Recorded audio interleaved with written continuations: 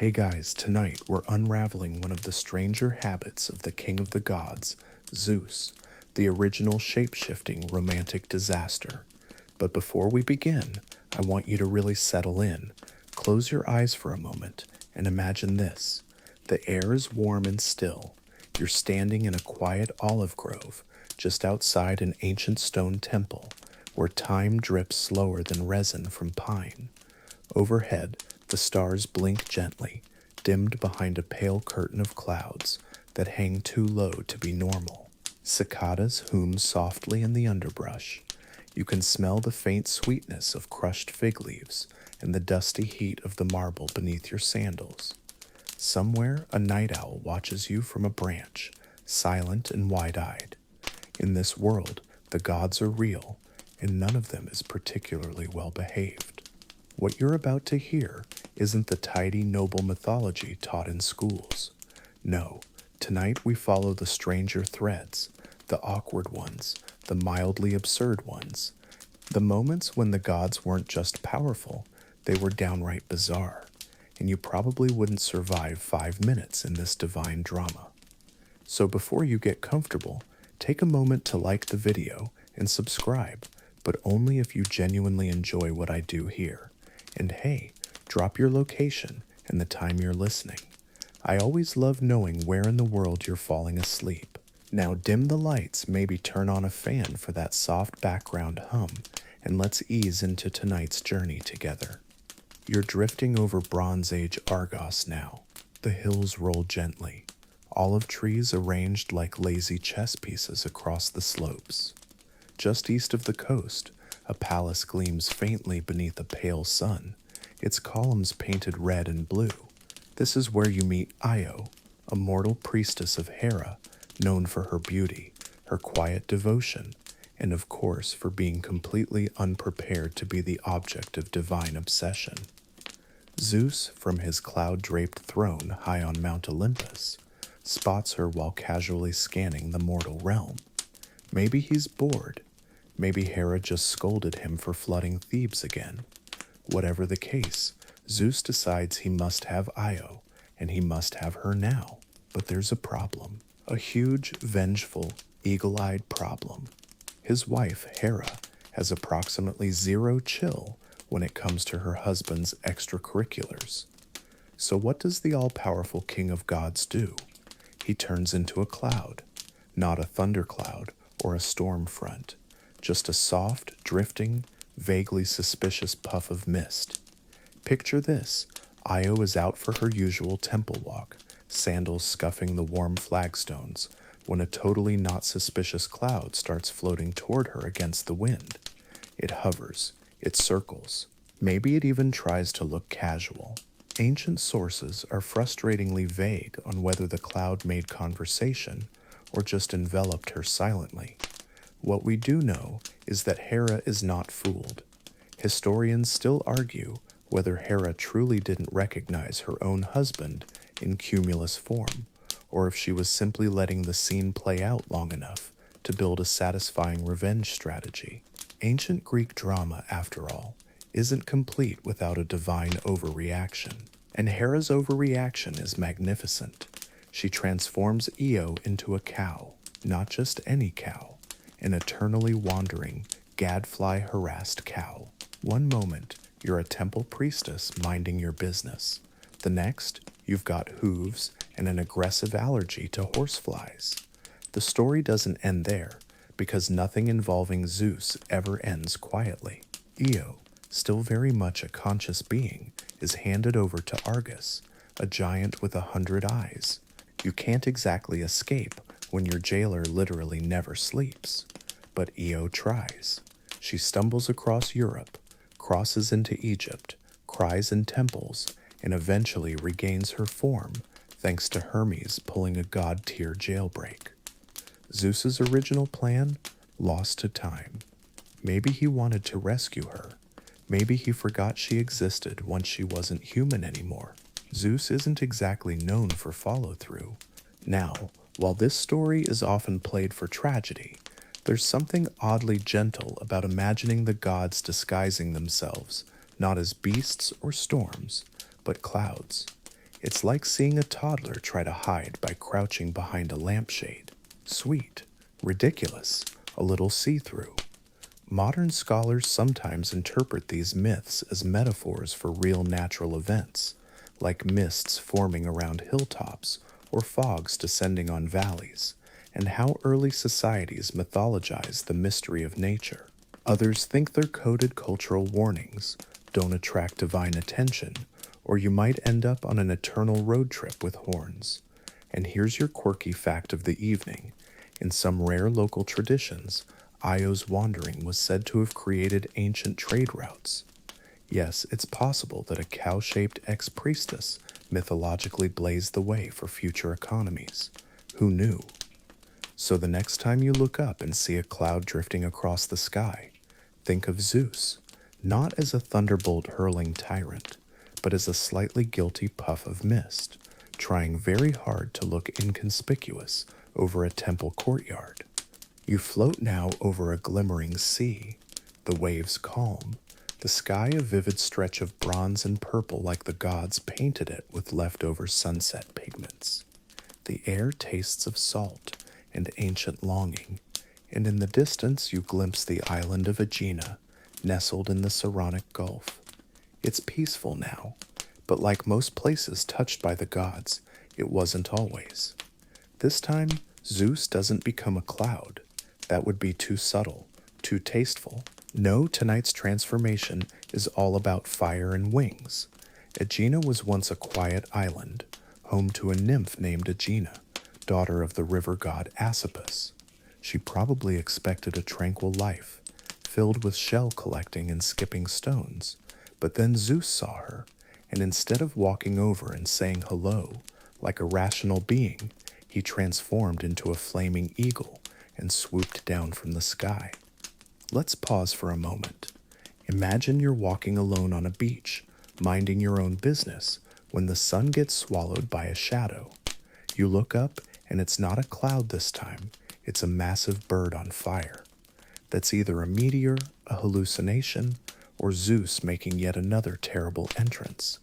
The story goes that he snatched Aegina off the island and flew with her all the way to a deserted place, later called Oenone, which would become known as the island of Aegina. There, they, presumably had a very awkward conversation and then a child. His name was Achaeus, and he would go on to become one of the legendary judges of the underworld. Talk about family pressure. Now, here's where it gets even more mythologically unhinged. Hera, once again not thrilled about Zeus's latest stunt, decides to curse the entire island with a plague. Yes, just the whole island. The population is wiped out in waves of sickness, and Aegina, now a mother, is left devastated. So Zeus does what any emotionally unavailable sky god would do. He turns ants into people. Yes, ants. According to the myth, Zeus repopulates the island by transforming ants into humans. They become the Myrmidons, a loyal and fierce race of warriors who later serve Achilles in the Trojan War. Their name literally means ant people. Somewhere, a very confused entomologist is shaking their head. Historians still debate whether the Myrmidons were originally a tribe known for their industriousness, and the ant origin story was tacked on later as a poetic metaphor. Others think it might be linked to actual swarms of locusts or ants that shaped ancient agricultural cycles. Either way, it's hard to beat a nation born of ants as a conversation starter. And here's a fringe fact you won't find in many textbooks. Some local versions of the myth say Zeus didn't just become a flaming eagle.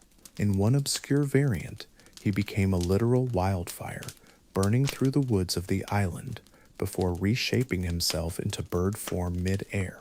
The gods weren't exactly bound by physics, or logic, or good taste. But there's something undeniably dreamy about the idea that an island's people sprang from ants in the sea, watched over by a nymph, and the not-so-subtle king of gods. It's mythology, doing what it does best, transforming chaos into something oddly beautiful. And maybe there's a sleepy lesson here too. Even if you're abducted by a fire eagle, and your island gets wiped out by a jealous goddess, you can still raise a son who becomes an underworld judge and have your name immortalized on a map. So that's nice.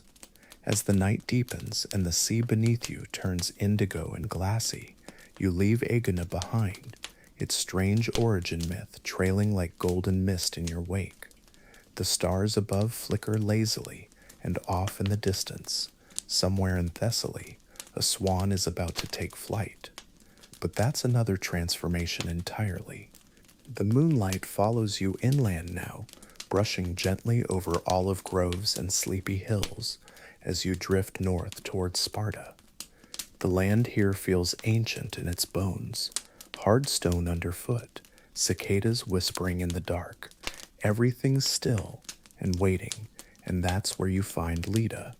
Leda, queen of Sparta, wife of King Tyndareus, and apparently very popular in divine circles. She's out walking one twilight, maybe picking flowers or just avoiding palace gossip, when Zeus spots her. And as you've already guessed, he decides this is the perfect moment to turn into a swan. Yes, a swan. A soft, elegant creature with white feathers and a gliding neck, supposedly graceful, but anyone who's ever encountered a real swan knows they're terrifying. They hiss, they chase, they bite. Still, Zeus chooses this feathered form to woo Leda, because nothing says romance like a 7-foot water bird falling from the sky. Now, there are two major versions of this myth. In one, Zeus seduces Leda. In the other, he doesn't ask permission. We won't dig too deep into that here. This is a sleep story, not a therapy session, but what we can agree on is that shortly after the encounter, Leda lays eggs. Yes, eggs. 2 of them, in fact. And from these eggs hatch 4 children, Helen, Clytemnestra, and the twin boys Castor and Pollux. Depending on the version, some are Zeus's kids, and others are her husband Tyndareus's. Historians still argue whether the egg-laying detail was a later poetic invention or a carryover from older pre-Olympian myths where divine birth was just weird like that. And here's a little-known twist. In some obscure local cults, Leda wasn't just a passive mortal, she was worshipped as a goddess in her own right, a divine mother figure whose connection to birds, particularly swans, symbolized fertility, transformation, and the fragile line between beauty and danger. It's funny how myths always hide little doorways like that. As you drift gently along the sleepy riverbanks near Sparta, the world around you turns pale with moonlight. You can almost see Leda seated under a cypress tree, cradling an enormous egg in her lap, her expression unreadable. Is she frightened, amazed, bored? Maybe all 3. The swan version of Zeus paddles off across the water, leaving ripples in his wake, no feathers out of place. You wonder if he ever looks back, or if, like most of his escapades, it's on to the next weird transformation with barely a second thought. It's sort of his thing, dramatic entrance, irreversible consequences, exit stage left. The modern brain can't help but ask questions. How did the ancient Greeks reconcile these bizarre moments of divine shape-shifting with their everyday lives? Were they literalists, storytellers, somewhere in between? Most scholars think these myths weren't meant to be taken entirely at face value. Instead, they were moral puzzles, symbolic riddles, cautionary tales layered with meaning. Zeus the Swan wasn't just Zeus the Swan. He was power cloaked in gentleness, danger and beauty, a reminder that the gods did not play fair and never knocked before entering. Still, as a bedtime story, it's hard to beat the visual, a queen laying eggs in a marble palace, 2 of them cracking open under morning light to reveal twins with gleaming eyes and heroic destinies. The birth of Helen, the face that would launch 1,000 ships, doesn't start with a war or a prophecy, but with feathers and starlight, and a swan that fell from the sky. So you float on, lulled by the rhythm of myth and myth-making, deeper into the folds of time. The earth grows quiet again, only the sound of wind through reeds and the occasional splash of something swimming just out of view. You're not entirely sure where you're going, but rest assured, Zeus is already there, rehearsing his next act in the great cosmic theater. Something about bulls, maybe, or golden rain, or the time he turned into Artemis just to mess with someone. Yes, that's coming soon. You're beginning to understand something important now. Zeus has never heard of boundaries. You glide softly through the Aegean night, across craggy coastlines and silver-touched waves, toward the island of Aegina.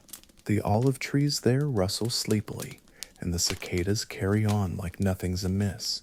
But tonight, they're witnesses to another strange performance. This time, it's the story of Aegina the nymph and Zeus the eagle. Aegina is the daughter of the river god Olympus, and she's not exactly living a quiet life. Her name literally means Goat Island, which doesn't scream romance, but still, Zeus is intrigued. Spotting her one day as she walks alone by the water, Zeus decides to sweep her away. And not with words, poetry, or a boombox under her balcony. No, he transforms into a giant eagle and quite literally kidnaps her. Yes, he grabs her in his talons and soars off to an island, which he later names after her, because nothing says love like forced relocation and naming rights. You hover above that island now, imagining the scene, a giant golden eagle, wings wide enough to block out the sun, casting shadow over sea and land as he carries a young woman toward a fate she never asked for. The island is quiet, except for the rustle of fig trees and the occasional startled bleat of a goat. Aegina probably screams, or sighs, or silently calculates how to survive whatever bizarre god scheme she's now tangled in. Some versions say Zeus courted her gently once they landed. Others suggest she was kept hidden from her father for years. Historians still argue whether this myth was meant to explain the founding of a cult, the naming of the island, or to justify a divine bloodline for Aegina's son. Yes, because of course there's a child. His name is Achaeus, and he becomes one of the 3 judges of the dead in the underworld. So not only does Zeus's eagle stunt result in an island renaming, it also contributes to the heavenly justice system. Quite the resume. Kidnapped as a bird, founded a city, gave birth to a judge of souls. And here's something charmingly bizarre. Some ancient cults worshipped Aeacus with honey cakes and quiet prayers, believing he could tip the scales for them in the afterlife. Not because of any heroic deed, but because his dad was Zeus and his mom was an abducted nymph. That's ancient nepotism at its finest. As you drift through the breeze, the island of Aegina glows under a sliver of moon. You spot a modest altar near the shore, old even in those ancient days, where fishermen left offerings, oysters, clay figurines, maybe a bundle of dried herbs to keep the gods calm and the seas forgiving. Because that's the thing, the Greeks weren't just telling stories, they were negotiating. With weather, fate, illness, harvests, war, every tale of Zeus morphing into a swan, or eagle, or seductive cloud was more than mythology. It was a coded reminder. The world is unpredictable, and power rarely looks how you expect it to. And in a way that makes these myths oddly comforting. The gods may be wild, but at least they're consistent. Zeus, for example, will always find a way to make things weird. He's like the universe's oldest, most inappropriate shapeshifter uncle. So you continue your dreamy voyage over the sea, past the edges of the known world, where stars scatter like breadcrumbs across the sky. Somewhere in the distance, you hear the faint cry of an eagle, or maybe it's just the wind. Either way, you know what it means. Zeus is on the move again, and where's he headed now? Well, let's just say things are about to get even stranger. You're drifting now over a calm moonlit meadow. The the grass rippling gently like a sea of silk. Crickets hum below, and somewhere nearby, a harp string is being plucked by fate or something far less predictable. Because tonight, we're gliding into one of Zeus's most infamous transformations. Not into a bird or a bull this time. No wings, no hooves. This time, he becomes a golden shower. Yes, you heard that correctly. It's the story of Danae. She's a princess of Argos, locked away in a bronze chamber by her paranoid father, King Acrisius. Why? Because a prophecy claimed that Danae's child would one day kill him, and in true let's make this worse fashion, Acrisius doesn't just lecture her on abstinence or enroll her in a nice cloister. He literally seals her in a windowless tower made of bronze. Because nothing says healthy parenting like solitary confinement. But bronze walls mean nothing to Zeus. He spots Danae, alone, radiant, tragically poetic, and instead of showing up in person like a normal immortal, he descends through the ceiling in a shimmering golden rain. You're floating above that chamber now, watching as soft golden light pools across the floor, flowing like warm honey. Danae, startled at first, reaches out her hand, and the droplets don't behave like water. They shine, hum, almost breathe. Whether she embraces what's happening or simply submits to something beyond mortal control is unclear. Scholars still debate whether the golden rain was a metaphor for divine light, literal shape-shifting, or a poetic euphemism too delicate to name. Either way, the outcome is a child, Perseus. Yes, that Perseus, slayer of Medusa, rescuer of Andromeda, wielder of winged sandals and mirrored shields, a demigod born of locked-away sorrow and celestial precipitation. Somehow, Danae raises him in exile, tucked away from the eyes of the world, and Zeus conveniently disappears. He's not one for follow-through. You've probably noticed that by now. The rest of the story gets even more tangled. Acrisius, still trying to dodge fate, eventually runs into his grandson anyway. During a discus competition, yes, seriously, Perseus accidentally throws the thing a bit too far, and it fatally clocks Acrisius on the head. Prophecy fulfilled, tragic irony achieved. And all because Zeus couldn't resist entering a girl's chamber in the form of atmospheric glitter. Back in the meadow, your thoughts wander gently like the breeze over a still lake. You imagine that bronze chamber, claustrophobic, yes, but also sacred in its strange way. A place where fear and divinity collide, where a woman shaped history just by surviving. There's something quietly powerful in Danae's story. She's often reduced to a passive figure, but imagine what it took to raise a hero alone, under constant threat. Imagine knowing that your son's future is already inked in fate's ledger, and loving him anyway. You sense that ancient resilience in the night air now, a strength hidden beneath starlight, behind the curtain of myth. A woman, locked away, still found a way to endure. And if Danae can do that, you can probably handle whatever's on your calendar tomorrow. So now you float onward, weightless and warm, through the glinting trails of stardust. Zeus has many more tricks ahead, but tonight you've witnessed his most peculiar one yet, a god who became rain, and the mortal who turned that into legend. You wouldn't believe it if it weren't carved into temple walls and whispered down generations, but that's Greek mythology for you. You drift now through a golden haze, drowsy and slow, like a leaf caught in a lazy breeze. Beneath you unfolds another chapter in Zeus's strange scrapbook of transformations. And this time, it's not golden rain, or a bird, or a storm. No, this time Zeus picks something stranger still. Something sturdy, something bovine. Yes, a bull. You might think, well, at least it's a step up from cloud mist seduction. But don't speak too soon. Tonight, you'll follow the hooves of the greatest cattle heist in ancient mythology. a tale etched into the seashell-lined shores of Crete. A story about a princess named Europa. Europa is just a normal Phoenician royal, daughter of a king, enjoying a sunny day on the beach with her ladies-in-waiting. Maybe they're weaving flower crowns, maybe braiding each other's hair. You're there now too, hovering just above the olive trees and sand. The sea is calm, the sky bluer than sapphires.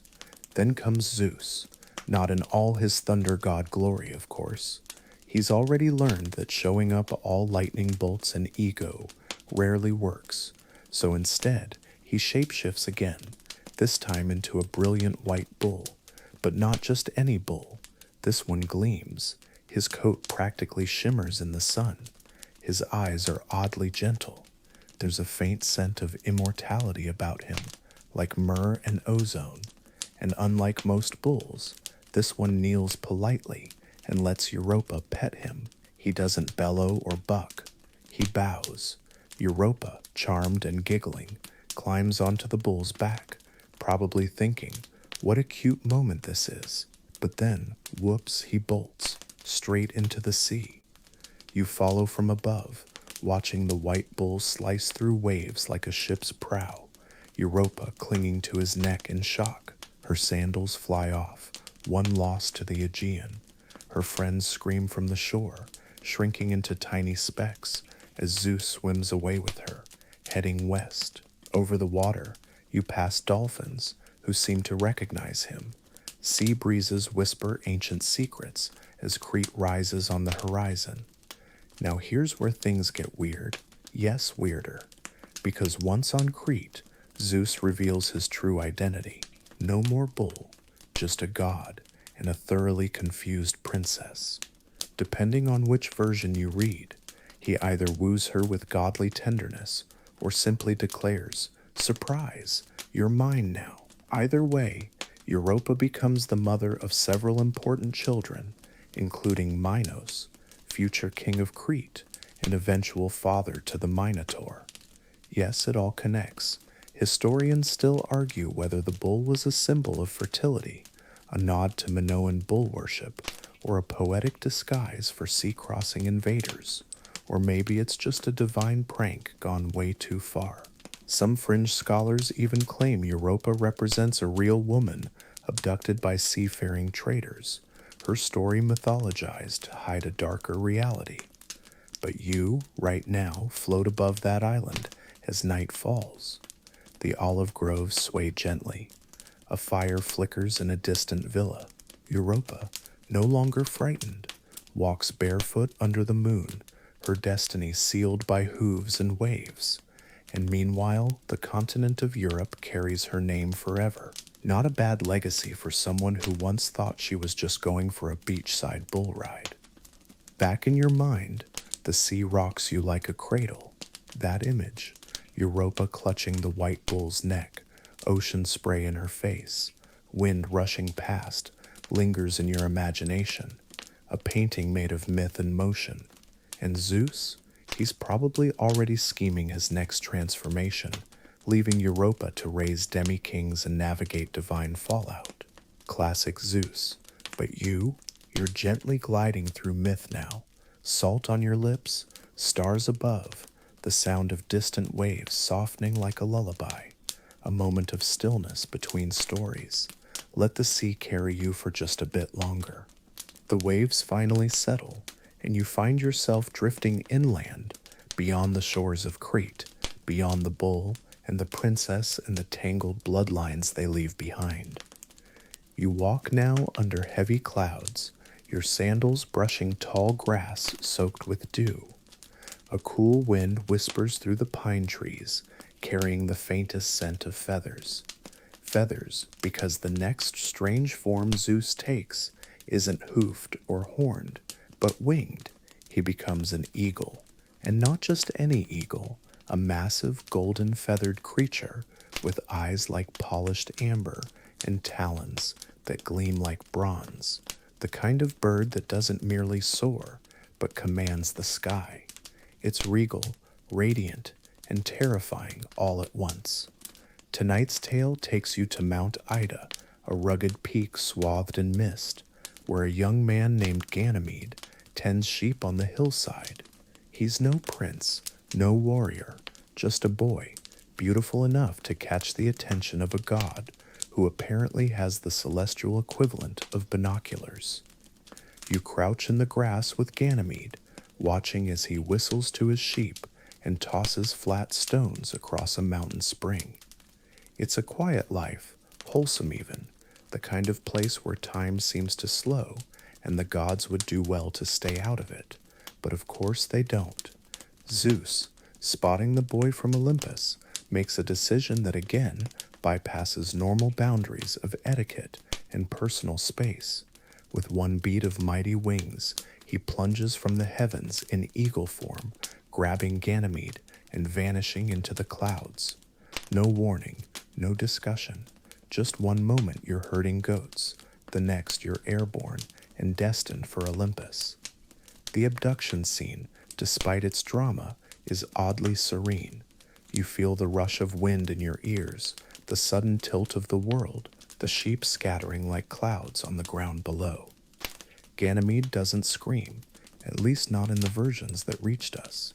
Maybe he's too stunned. Maybe part of him always suspected he was made for something more than goats and stones. Up in the sky, Olympus opens before him. It's not gold or fire like you'd imagine, but soft marble and endless courtyards, fragrant with immortality. Ganymede becomes cupbearer to the gods, a job that sounds small but carries cosmic weight. He serves ambrosia, the nectar of divinity. He becomes, in a strange way, timeless. Historians still argue about this myth. Was Ganymede a symbol of eternal youth, of male beauty? Was this story a celestial allegory for the constellation Aquarius, which many say is Ganymede himself, pouring water eternally into the heavens? And the eagle, Zeus's form in this story, became not just a symbol of power, but a recurring emblem of empire. The Romans would adopt it, Napoleon too, and maybe even the bald eagles staring down from dollar bills. Strange how myths leave fingerprints in places we least expect. Fringe theories abound, as always. Some say Ganymede's myth hides an ancient rite of passage, a symbolic abduction into adulthood. Others whisper of priesthoods and sacred servants, and of how myth often blurs the lines between history and metaphysical metaphor. But that's too much for right now. You're just watching the stars swirl above Olympus, where a shepherd boy now walks among gods. He pours the wine of eternity, his once calloused hands now wrapped in fine linen, his shepherd's staff replaced with a golden ladle. Zeus as an eagle sits on a throne high above, not thundering, not scheming, just watching the stars move, content that Ganymede is near, a rare moment of quiet in a god's chaotic resume of transformations. And you lie back on the clouds, which feel a bit like warm moss tonight, and watch the silver outline of Aquarius take shape in the sky. You follow the constellation's slow arc across the heavens, and you can't help but feel it's all a little tragic and beautiful, how a mortal boy ended up as a fixture in the stars, pouring celestial water forever, never aging, never fading. The wind settles, the air grows still. You imagine the eagle circling once more before folding into starlight. Another form, another tale, another mystery suspended in time. And there, under the still ancient sky, you begin to drift again. You move slowly now, as if walking along the edge of a dream. The clouds behind you fade into the pale blues of morning, and the horizon swells into rolling hills and open fields. Somewhere ahead, laughter echoes, bright, flirtatious, and just a little bit dangerous. This time Zeus doesn't fly. He doesn't crash through the heavens as a bull or pounce as a golden lion. No, this time he slinks. He slinks as a serpent. Yes, really, the king of the gods, lord of thunder, master of the sky, decides the best way to seduce a woman is to become a long, scaly, fork-tongued creature that slithers through the grass. You find yourself in the company of Olympus, the mother of Alexander the Great. But long before she became famous for raising one of history's most legendary conquerors, she was just a noble woman of Epirus, walking barefoot in the damp groves of Dodona, Greece's oldest oracle site. Dodona is peaceful in its eeriness. Giant oaks rustle with ancient whispers, the wind carries the crackling of sacred bronze vessels, and doves flit overhead like little scraps of prophecy. You duck beneath one of the massive trees, and everything smells of wet bark and old magic. Olympus, it said, was no stranger to the mystical. She may have been a priestess. She may have believed in visions, and one night while sleeping under those rustling oaks, something crawled into her bed. Some say she dreamed it. Others claim she awoke with a start, only to see a shimmering serpent coiling itself gently around her ankles. It was Zeus, of course, because nothing says divine courtship quite like an unexpected reptile visit. You stand just beyond the tree's shadow, unsure what to make of the scene. The myths vary wildly. Some say the serpent was golden and smooth as silk, whispering divine secrets into her ear. Others describe it as huge, terrifying, with glowing eyes and smoke curling from its scales. One wild version even claims it vanished in a flash of lightning the moment she opened her eyes. Historians still argue whether this tale reflects literal belief, symbolic fertility rituals, or a bit of early royal propaganda. After all, if your son is going to claim divine lineage, having Zeus as a snake dad is one unforgettable resume booster. And let's be honest, Alexander the Great wasn't exactly subtle about his god complex. As the myth continues, Olympus gives birth months later, and Alexander's life becomes the stuff of legend, conquering Persia, never losing a battle, naming cities after himself like a kid labeling lunchboxes. But the image of Zeus as a serpent never quite fades. In ancient mosaics, you might spot a coiled figure tucked into a temple corner. Some scholars believe certain mystery cults even reenacted this myth in sacred rites, though what that entailed, nobody wants to spell out clearly. And the snake itself, it's an ancient symbol, older than Zeus, older than Greece. In many traditions, snakes represent transformation, rebirth, hidden power. Maybe that's why Zeus chose it. He wasn't just seducing Olympus, he was planting a seed of change in history itself. Or maybe, let's be real, he just liked being sneaky. You back away from the grove, watching as the last of the snake's form vanishes into the folds of a silk blanket. The oak trees whisper again, their leaves clicking together like tiny bones. Somewhere a dove calls once, then falls silent, and you walk on, the wind swirling in soft spirals, carrying with it the faintest hiss. The world feels stranger than before, like the line between animal and God, dream and memory, has grown thin as mist.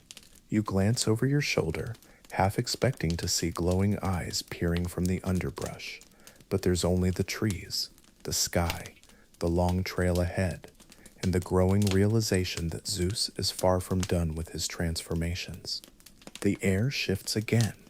Gone is the whispering forest and the soft rustle of snake scales through leaves. Now there's a salt-tanged breeze, the call of gulls, and sunlight flickering across the surface of calm waters. You're standing on the edge of the sea, barefoot on the cold stone of a palace terrace. The scent of distant olive groves wafts in on the wind, mingled with the damp smell of old stone and brine. You're in Crete now, the great island kingdom of King Minos, and Zeus, he's at it again. This time the god has chosen the form of a bull, a massive white bull, so stunning that even Poseidon, god of the sea, had to admire the craftsmanship. Though, to be fair, Poseidon technically sent the bull to Minos as a gift/test/time bomb. Minos, king of Knossos, was supposed to sacrifice the bull back to Poseidon, That was the deal. Receive divine favor, perform the ritual, keep the gods happy. But Minos didn't. He looked at the bull, white as moonlight, muscles like carved marble, eyes strangely human, and decided to keep it. He figured Poseidon wouldn't notice. And thus begins one of the most infamous chapters in Greek mythology, the birth of the Minotaur. But we're not there quite yet. You wander the great halls of Knossos, a labyrinth in its own right, even without Daedalus's later architectural meddling. You run your fingers along frescoes that show leaping bulls and dancing priestesses, all wearing flounced skirts and wide belts. The walls are painted in reds and blues, the ceilings supported by columns that taper downward, very fashionable, very ancient, very confusing. And somewhere nearby, Queen Pasiphae, wife of Minos, is watching that dazzling white bull from behind a carved stone screen. The myths do not mince words here, though scholars prefer to squint politely and describe the story in euphemisms. Suffice it to say, Pasiphae becomes obsessed, mad with divine interference, inexplicably compelled to unite with the creature her husband refused to sacrifice. And how does Zeus factor into this? Here's the twist.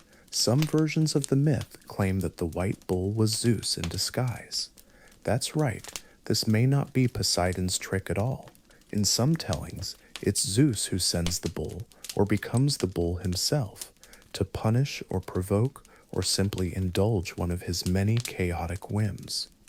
Historians still argue whether this part of the tale was retrofitted to make the whole thing seem less horrifying.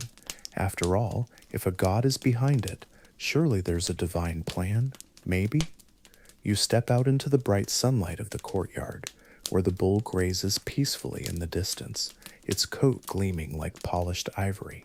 It's enormous, easily the size of a chariot, and it moves with an eerie grace, like it's more than just muscle and bone. Maybe it is. And poor Daedalus, famed inventor, artist, reluctant enabler, is summoned by the queen. He's tasked with building something involving wood, wheels, and hollow space. Let's not dwell on the mechanics. Soon after, Pasiphae gives birth to a child, except it's not exactly a child. The Minotaur, half man, half bull, emerges screaming into the world, an impossible creature born of divine vanity, human disobedience, and ambiguous bovine identity. Minos, horrified, but too proud to admit failure, locks the creature away in a labyrinth so cunningly designed that no one can escape it, not even the Minotaur himself. And once again, you see Zeus's fingerprints on the myth. Whether or not he was the bull, he certainly didn't stop any of this. Perhaps that's the point. Perhaps the gods enjoy chaos for its own sake. Or perhaps Zeus, like so many powerful figures across history, liked to start fires just to see who would burn. You sit on the steps as twilight gathers over the palace. The bull is gone. Pasiphae weeps in her chambers. The corridors echo with the footsteps of the damned. The myths of Crete are heavy, layered, and dark. They speak of power misused, bargains broken, desires twisted beyond recognition.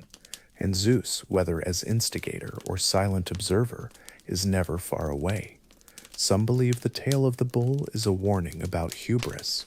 Others say it reflects early rituals involving sacred bulls and fertility cults. Or maybe it's just another notch in Zeus's transformation tally, proof that the king of the gods can be anything, anyone, even a quiet animal grazing under a Cretan sky. You rise, brushing dust from your knees, and leave the palace behind.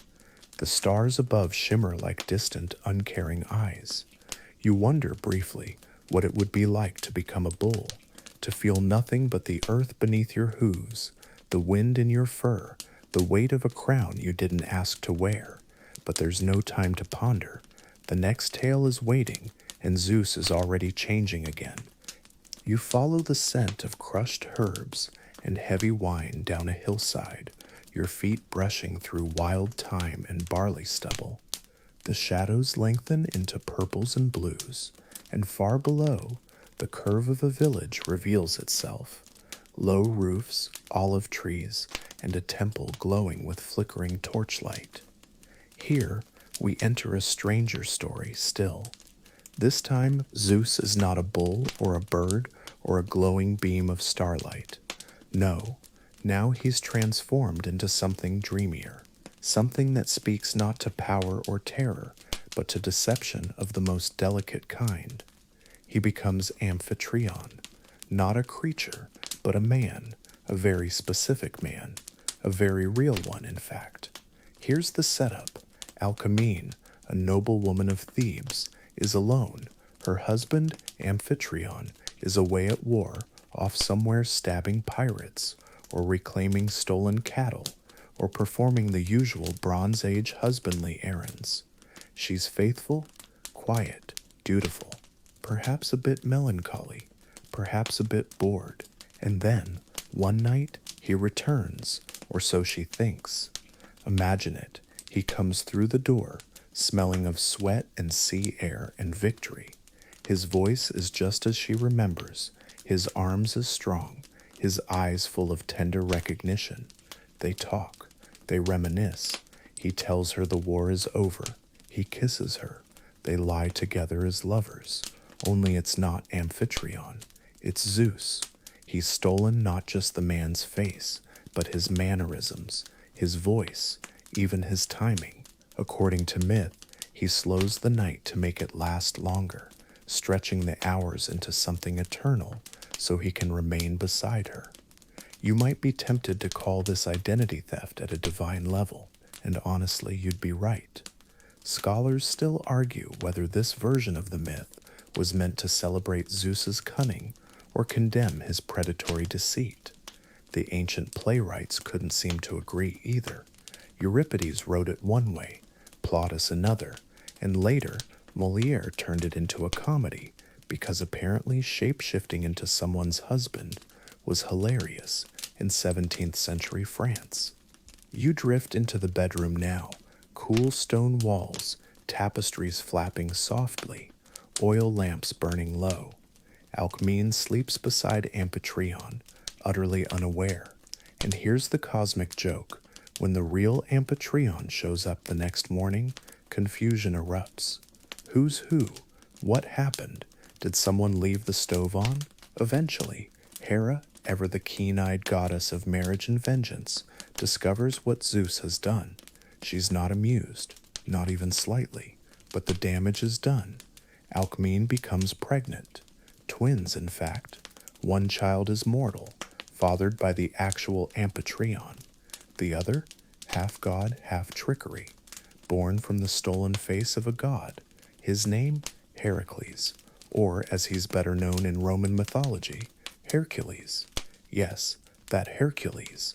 You look at the sleeping mother, then at the fading glow that was Zeus's presence, Pueum.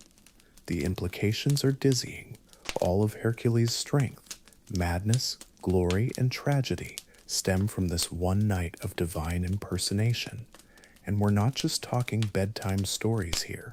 This tale was widely known, told on Athenian stages, inscribed on ancient vases. Even the earliest versions of the myth include this eerie masquerade. Mainstream historians point out how it reveals anxieties of the time about paternity, identity, even fidelity. After all, if a god can copy your spouse perfectly, what is trust? The fringe theories get wilder. Some believe this myth evolved from older rituals, where kings would periodically be replaced by divine doubles, especially in liminal times like solstices or the new year. Others think it speaks to dreams, how sometimes we awaken convinced someone visited us, spoke to us, was with us, even if we know logically it couldn't be true. You walk the narrow streets of Thebes in dawn light, watching farmers stretch and bakers stoke their fires. Life continues, as it always does, indifferent to divine pranks. And Alcmene will raise her sons, one mortal and one something more. And Zeus, he's gone. No thunder, no farewell, just a ripple in time, and a very confused husband shaking his head at the gods. The story is gentle in its horror. No monsters, no epic battles, just deception. Soft, quiet, perfectly executed deception. It's maybe the most dangerous kind. The moon is rising higher now, suspended like a polished coin in the ink blue sky. You feel it watching, cool and aloof, as though it knows where we're headed next. And oh, it's a strange one. You find yourself drifting to the edges of a wild forest, dense, tangled, with tree trunks twisted like the limbs of dancers mid-pose, the kind of place that hums with insects and secrets. Somewhere nearby, a woman sings softly to herself, weaving a crown of flowers. She looks peaceful, grounded, but her story is anything but. Her name is Callisto, and yes, Zeus is about to appear again, but not as himself, not even as her husband, like with Alcmene. This time he goes for something trickier, something truly layered in deception. He becomes Artemis. Yup, let that one sit. Callisto is a follower of Artemis, the virgin goddess of the hunt. That last bit's important.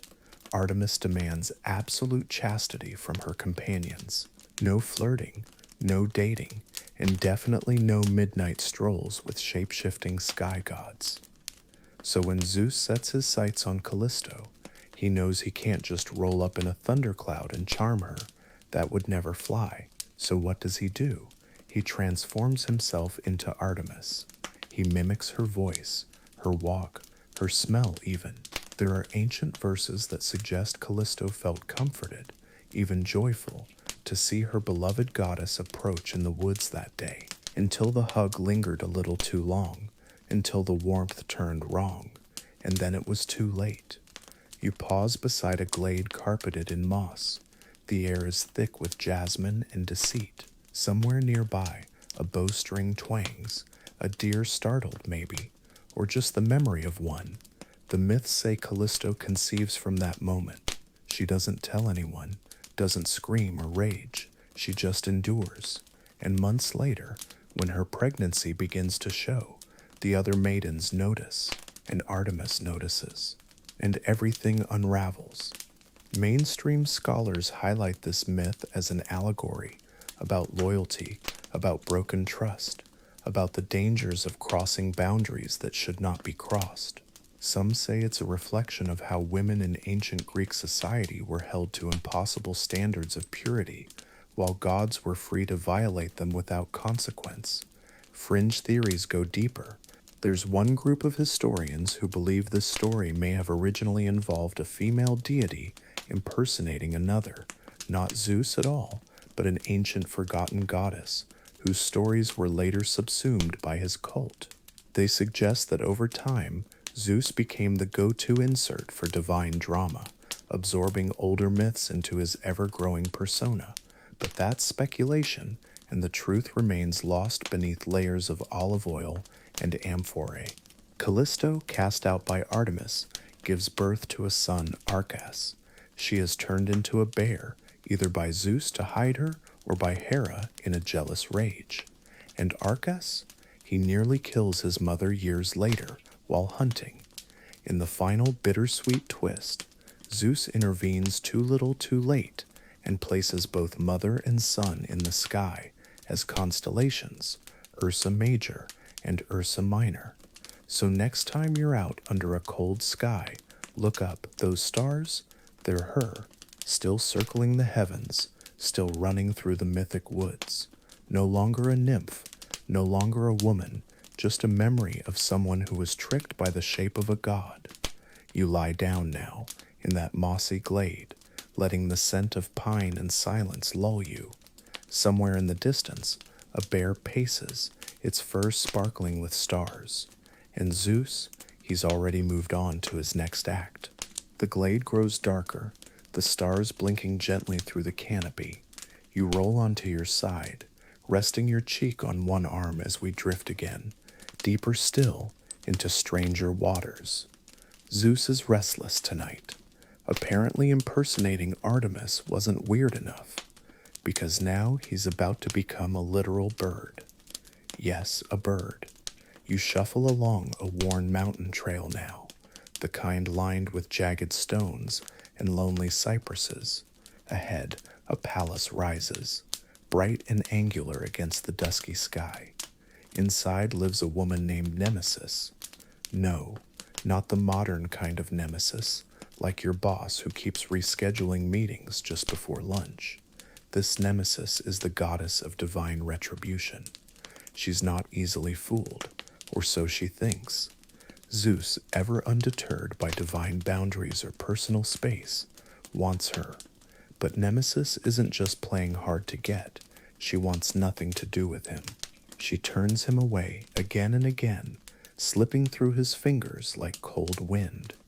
So naturally, Zeus does what any mature, emotionally stable deity would do. He transforms into a swan. A swan. Historians still argue whether this form was meant to be beautiful, symbolic, or just incredibly disturbing. But the myths agree. Zeus, in swan form, either seduces or tricks Nemesis. In some versions, he even chases her across the earth, changing shape again and again as she flees. First a fish, then a deer, a serpent, a flame, while he mirrors every transformation. It's like the weirdest game of cosmic tag ever played. Eventually, exhausted and out of options, Nemesis collapses, and in that moment, somehow, some way, the union happens. One myth says it takes place beside a tranquil pond, with Zeus the swan curling around her like a floating crown. Another says he tricks her by pretending to flee danger, fluttering into her arms as a distressed bird. Whatever the case, she lays an egg. Yes, an egg. You pause now near the edge of a lake, so still it reflects the sky like glass. In the water, a single white feather floats, soft, delicate, yet impossibly heavy with story. From that egg, hatched by none other than Queen Leda, come two radiant children, Helen and Pollux. You've definitely heard of Helen, the face that launched 1,000 ships, the spark behind the Trojan War, the ultimate mythical beauty. And Pollux, one half of the Gemini twins. The egg gave the world both war and stars. The symbolism, endless. Swans are graceful on the surface and frantic underneath. Just like Zeus, really celestial sheen, hiding chaotic motives. Ancient poets loved the image. Pure white feathers, divine trickery, and the blurred line between fate and violation. And Nemesis? She mostly disappears from the tale after that, slipping back into obscurity like the moon behind a cloud. Her name lingers, though. Whenever someone finally gets what they deserve, we still call it meeting their nemesis. Funny, isn't it? How language remembers the quietest victims. Fringe historians, particularly the ones with a taste for decoding symbolism, claim this myth actually represents an eclipse, the bright swan of the sun chasing the dark goddess of night. Others insist it's about the birth of duality, beauty and destruction, passion and consequence, wrapped in one delicate shell. But for you, lying beside this mythic lake, it's just another chapter in Zeus's wild resume of forms I've taken to get what I want. At this point, the man is a walking Renaissance fair. The night deepens, crickets hum. Somewhere nearby, a swan glides across the water, its reflection long and liquid beneath it. You watch it move, silent, self-contained, unaware of the myths that echo in its wake. You close your eyes and imagine that egg again, resting in a queen's lap, glowing faintly with celestial heat. Inside, a future war and a shining twin waiting to be born. And Zeus, still out there, still transforming, still rewriting the rules of consent and identity with every flap of his wings. You drift now through olive groves and temple ruins, guided by a breeze that smells faintly of thyme and old stone. It's peaceful here, but don't get too relaxed. Zeus is back, and he's about to get stranger. Tonight's transformation, a golden shower. Yes, really. You step into a quiet chamber, carved from rock and candlelit at the edges. At its center sits a young woman, Danae, daughter of King Acrisius of Argos. She's been locked away in a bronze chamber, high above the ground, like a mythical Rapunzel, with no windows and no ladder. Why? Because of a prophecy. The oracle told Acrisius that his grandson would one day kill him, and rather than tempt fate, the king decided to eliminate the possibility entirely by imprisoning his daughter and making sure she never meets a man. Problem is, no cage can keep out the king of the gods, especially not when he's determined. So Zeus peers down from Olympus, sees Danae, and hatches yet another plan.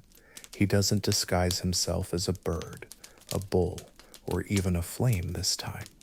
No, this time he becomes a cascade of golden light, a luminous rain, drifting through the cracks in the chamber ceiling.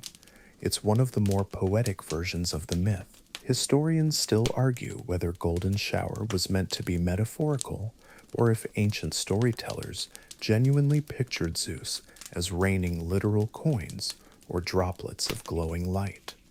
Either way, the image stuck, and so within that strange shimmering glow, Danae conceives a child, Perseus. You've heard of him, the slayer of Medusa, the rescuer of Andromeda, the original demigod action hero, with a winged helmet and a magical sword. But his origin? Born from a divine rain, in a locked room, from a woman sentenced to solitude. A little ironic, really. Acrisius built an unbreachable prison to avoid his fate, and all it did was guarantee it. Because of course Perseus grows up, becomes a hero, and eventually fulfills the prophecy. Not maliciously. In some versions, it's an accident. He throws a discus during some games, and it veers off course, fatally striking his grandfather in the stands. Fate doesn't need to be loud. Sometimes it just waits for the right gust of wind. You sit beside Danae now, watching her cradle the infant Perseus. The golden light still shimmers in the cracks of the ceiling, fading like the last embers of a fire. She hums a lullaby, something soft and old, and presses a kiss to the baby's brow. One quirky tidbit: in some fringe versions of the myth, the golden light becomes solid just before it reaches her, like honey pooling from the sky. Others suggest Zeus shapeshifts within the light, appearing only long enough to charm, deceive, and vanish again. One scholar even floated the theory that Zeus's visit was a dream, divine insemination by vision, not touch. The ancients had wild imaginations. You lean against the cool bronze wall now, tracing your finger along its grooves. Each one tells a story. You imagine being Danae alone, afraid, trying to understand what just happened to you. There's awe, yes, but also confusion, wonder, maybe even sorrow. Because even if you're touched by a god, you're still human afterward, and that humanity, it's what makes the myths worth telling. Not just the spectacle of it all, the golden rain, the heroic sons, but the quiet aftermath. A young mother, a child with a strange destiny, a life reshaped by a moment she never asked for. Outside, the stars have turned. The sky is darker now, inkier. You can almost hear the ocean from here, somewhere far below.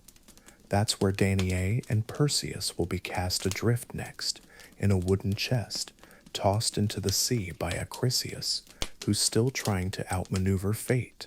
Spoiler alert, it won't work. Fate in Greek myth is like gravity. You can't escape it. You can only dance with it for a while. And Zeus, he's already moved on, already peering down through another cloud, scanning for the next flicker of beauty, the next mortal girl who shines too brightly to leave alone. The myths swirl around you like mist now, soft, glowing, full of gold and shadow. You pull your blanket closer, resting your head against the imagined bronze wall of Danae's chamber. Everything feels heavy with meaning, like even the silence has weight. The baby stirs, his tiny fists curled. Somewhere Medusa stirs too, waiting in the wings, but that's a story for another night. You've wandered across a long road of myths tonight. Feathers, horns, golden light, and yet Zeus still has a few tricks left in his shape-shifting bag. You find yourself now at the edge of a meadow at dusk, just as the shadows grow long and the cicadas begin their final song of the evening. The air smells like crushed sage and smoke from a distant hearth, and there, lounging beside a lazy stream, is a gentle white swan. At least it looks like a swan. You already know where this is going. Enter Leda, Queen of Sparta. She's out walking, maybe clearing her head, or maybe just looking to enjoy a rare quiet evening. When the swan approaches, it's being chased by an eagle, fluttering and flapping in distress. Leda, as any compassionate person might, scoops it up to protect it, except the eagle is fake, the swan is Zeus, and the whole scene, just another Olympian dramatization, staged by the king of the gods himself. This tale, Leda and the Swan, is one of the more infamous ones, and one of the most visually iconic. Poets, painters, and sculptors have obsessed over it for millennia, perhaps because of its sheer surrealism. You, lying here now with your eyes half closed, might picture it as something from a fever dream, moonlight on feathers, the hush of reeds, and the soft rustle of silk. Historians still argue whether the original myth implied a consensual moment or something far more troubling. Greek myths often blur that line. One thing's for sure, what happens next is impossibly strange. Leda ends up laying 2 eggs. That's right, eggs. You sit beside one now, the shell smooth and faintly warm to the touch. From those eggs hatch 4 children, 2 mortal, 2 divine. Helen of Troy is among them, so is Clytemnestra and the twin brothers Castor and Pollux. Children half born from Olympus, half from Earth, all destined for mythic chaos. Here's a quirky detail. In some fringe versions, the swan form lingers. That is, Zeus doesn't just become a swan, he sticks around as one. The idea that Helen of Troy's divine parent was literally a goose, oddly specific and deeply weird. You glance over at the swan now, its head nestled beneath one wing. It looks peaceful, harmless, but then Zeus always did enjoy disguises that masked his intentions. Why use lightning bolts when feathers will do? The eggs begin to crack. You flinch instinctively, but it's gentle, just a tiny pop, followed by a soft glow. Helen stretches, yawns, already radiant. Pollux blinks up at the sky like he remembers Olympus. Castor holds his brother's hand. And Clytemnestra, well, she just frowns like she already knows what tragedy awaits her. The wind stirs the grass. In the distance, Troy hasn't fallen yet. Agamemnon hasn't returned home. Everything is quiet, balanced on the edge of future poems. You sit beside Leda as she gazes at her children, unsure whether to smile or weep. This wasn't the future she imagined when she left the palace that evening. It never is with Zeus. He drops into lives like a stone into a pond, beautiful and bright, but always leaving ripples. One mainstream historical fact that often gets overlooked: the worship of Zeus in his many animal forms was quite serious in certain Greek city-states. There were shrines to Zeus as a bull, as an eagle, and yes, even as a swan. His ability to become anything became part of his divine mystique, almost like a warning. He could be anywhere, anyone. Even now, the myth leaves a strange taste. So delicate, so dreamy, and yet so haunting. You lie down in the tall grass. The night feels cool against your skin, and the stars peek through the swaying branches. Above you, the sky holds its breath. Helen hums softly beside her cracked shell. The other children nestle beside her, their futures knotted like a web of prophecy. You turn your head toward the swan, now gone. Only a single feather remains, white and weightless. You pick it up, trace its length with your thumb, and let it drift into the stream. And just like that, Zeus is gone again. On to the next form, the next name, the next unsuspecting mortal who thinks a swan can't possibly be dangerous. But you know better now. So here you are, nearing the end of your meandering path through Zeus's rather unpredictable resume of disguises. And for the final act, we're heading somewhere altogether more celestial. Because even gods get sentimental, and sometimes shapeshifting isn't just about sneaking into a mortal's room or pulling a prank. Sometimes it's about legacy, remembrance, and a little showmanship. Tonight, you find yourself staring up at the stars, or more precisely, you're reclining on a hillside so ancient that even the olive trees seem to whisper myths. The sky is dark velvet, littered with silver dots. It's cool, and your blanket of air feels just right. And up there, gleaming faintly, two stars side by side, Castor and Pollux. Yes, the twins again. Remember them? They were Leda's sons, hatched from those strange eggs, one divine, one mortal. Brothers bound not just by blood, but by fate. Now here's the myth that closes their tale, and maybe Zeus's weirdest transformation yet. You see, the brothers were inseparable. Castor, the mortal one, was destined to die like the rest of us. Pollux, immortal thanks to Zeus's sparkle in his genetic code, couldn't bear it, so he begged his father, please let them be together. And Zeus, in a rare act of unambiguous tenderness, agreed. He didn't turn into a golden shower or a bird this time. He turned the boys into something eternal, a pair of stars twinned in the sky, the Gemini constellation. And just like that, the king of Olympus became a cosmic sculptor. Historians still argue whether the myth originated purely from stargazing or whether it was a poetic retrofit. Stars first, story second.